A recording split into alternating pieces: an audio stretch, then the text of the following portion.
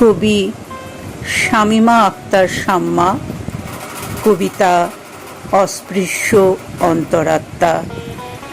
কণ্ঠে আমি পারমিতা। তুমি বসন্তকে ছুঁয়ে দেখেছ কি?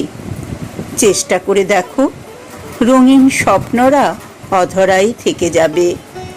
কেবলমাত্র তুমি মরীচিকার পানেই ছুটবে। তুমি বর্ষায় নিজেকে সিক্ত করেছ কি? বর্ষণের নিঃসীম কর্ষণে নিজেকে প্রবাহিত করবে, তবুও অসীমতার নির্যাসের নাগাল পাবে না।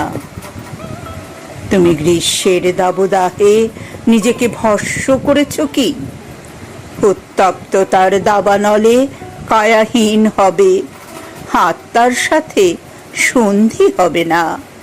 কেবলই হাপিত্যেশ আর্তনাদ তোমার সাথে সখ্যতা গড়বে, চাইলেই কিছু করতে পারবে না। তুমি শৈত্যপ্রবাহের তুষারের আস্তরণে নিজেকে উন্মুক্ত করেছ কি?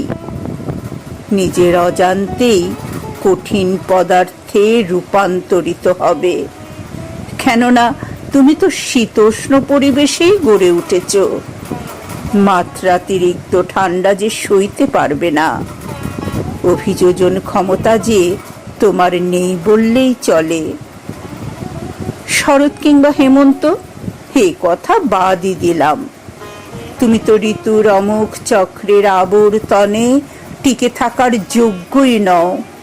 তুমি কেবলই মানবরূপী এক ধূম্রাক্ষ, যে কেবলই নিজেকে অস্পৃশ্য গোলক ধাঁধায় কুণ্ডলী রূপে প্রবাহিত করে, যাকে ছুঁয়ে দেখার সাধ্য কারণেই।